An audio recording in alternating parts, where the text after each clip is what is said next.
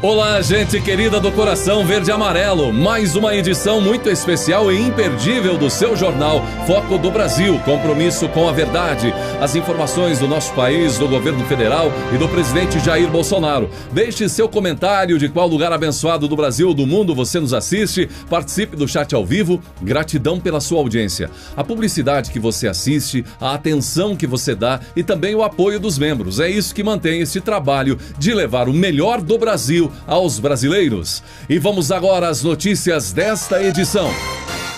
A agenda do presidente Jair Bolsonaro nesta quarta-feira, dia 19, foi repleta de compromissos. Ele recebeu a visita de Rodrigo Maia, presidente da Câmara dos Deputados, com quem teve reunião, além de várias reuniões e encontros durante o dia com ministros e outras lideranças. Durante a manhã, o presidente participou da cerimônia de apresentação de cartas credenciais dos novos embaixadores. O presidente Jair Bolsonaro sancionou medidas que facilitam o acesso ao crédito para micro, pequenas e médias empresas. As medidas provisórias vêm para reforçar a ação do Programa Nacional de Apoio às Empresas neste contexto atual de grandes impactos econômicos pela pandemia. Entrou com 55 mil empregos, já está com mais de 60 mil empregos e menos de 10 mortes, graças ao protocolo de tratamento adequado, de retorno seguro ao trabalho.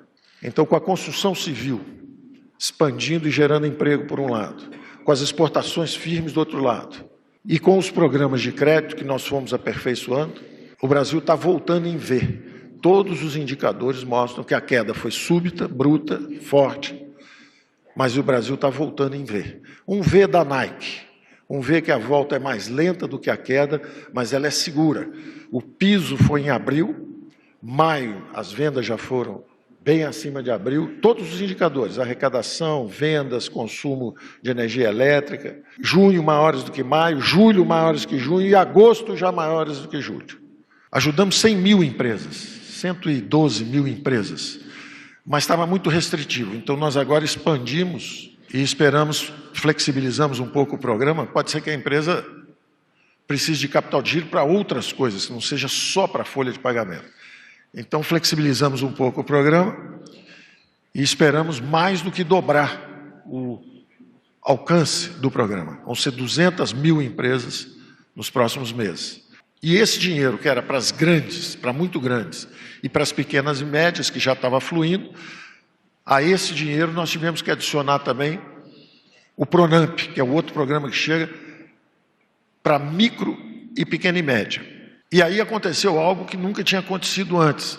A Receita Federal chamar 3 milhões e 200 mil pequenos empresários, em vez de cobrar, pela primeira vez ela está ligando e dizendo o seguinte: olha, você é um bom pagador de impostos. Você pagou o simples, 1 ano, 2 anos, 3 anos, sempre pagou. Nós estamos vendo que você está com dificuldade agora. Pode passar em qualquer banco e você pode pegar até 30% do seu faturamento mensal nos próximos meses.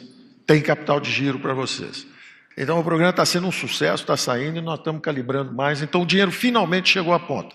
E a nossa estimativa é que nesses próximos 3, 4 meses, e essa é a nossa visão para esse final de ano. Como o presidente tinha dito, nós salvamos vidas, gastamos, distribuímos recursos para estados e municípios, para todo mundo, para a saúde, direto na veia, o auxílio emergencial para 64 milhões de brasileiros, um destaque também absoluto para a Caixa Econômica com o Pedro, foi extraordinário o trabalho dele, digitalizou 64 milhões de brasileiros, atingiu todo mundo na ponta.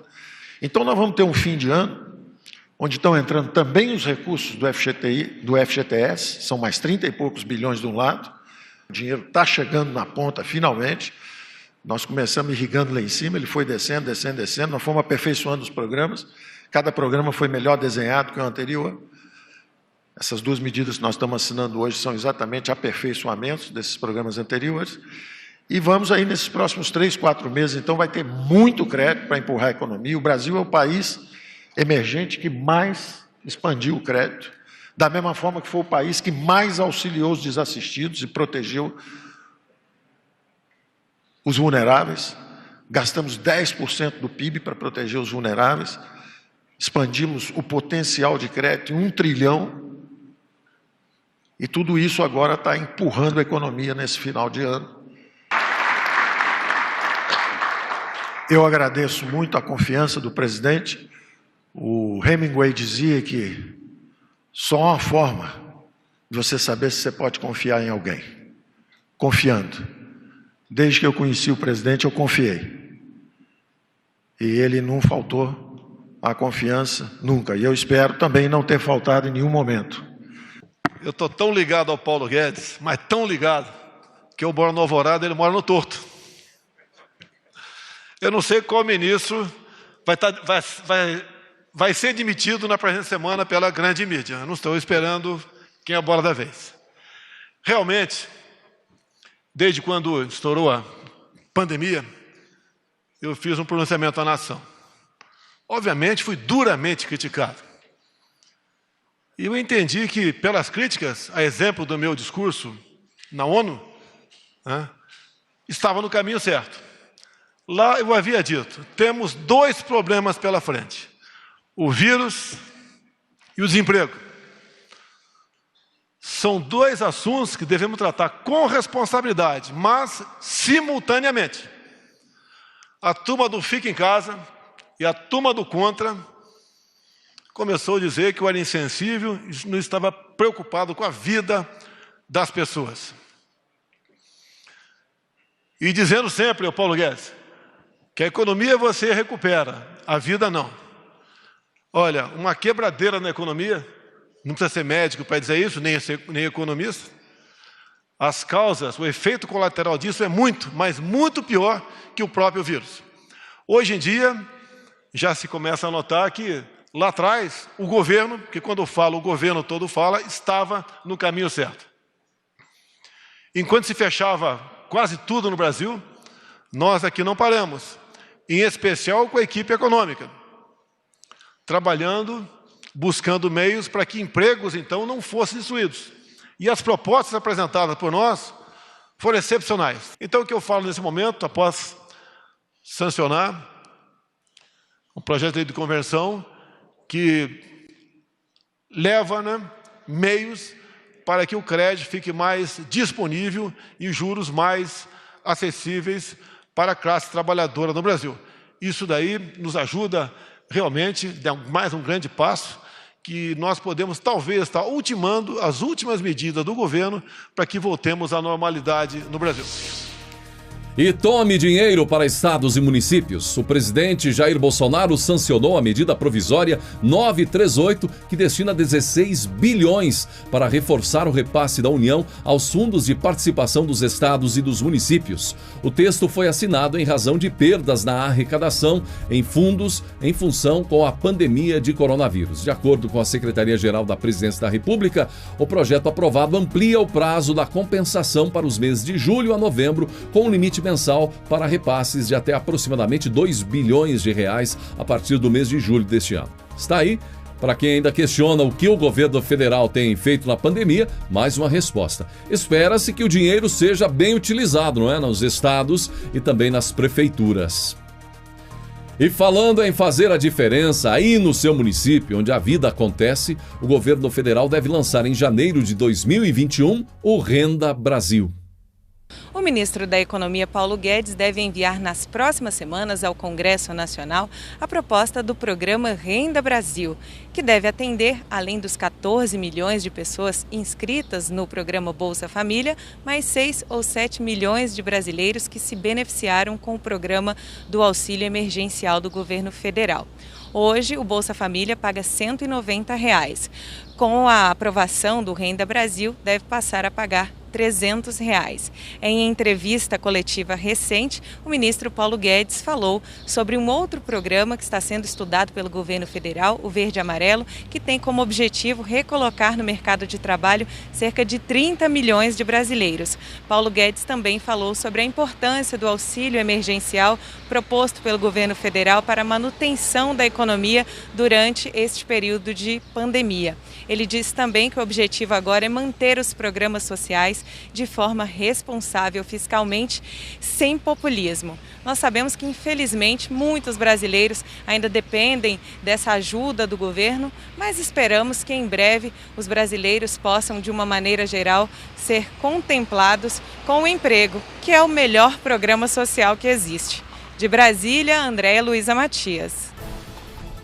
E o otimismo é sinal importante que o pior está ficando para trás. A confiança do empresário do comércio cresceu 11,5% em agosto e alcançou 78,2 pontos na comparação com o mês anterior. É a segunda taxa mensal positiva consecutiva e a maior da série histórica do Índice de Confiança do Empresário do Comércio.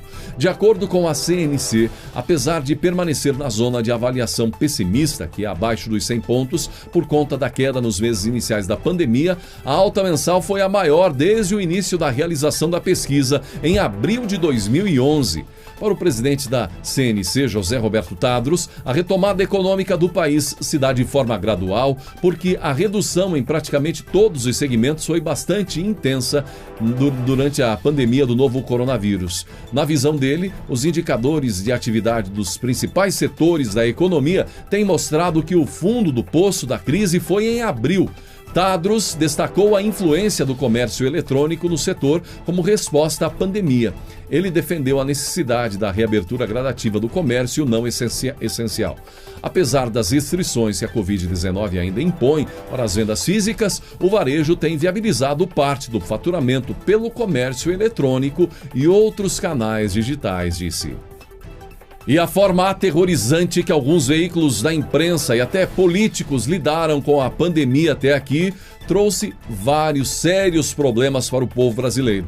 Uma notícia aponta que, a exemplo da sua árdua defesa para o tratamento precoce contra a Covid, o presidente Jair Bolsonaro está certo em outra situação, que o show de horrores, além de não ajudar no enfrentamento da pandemia, agravou a situação.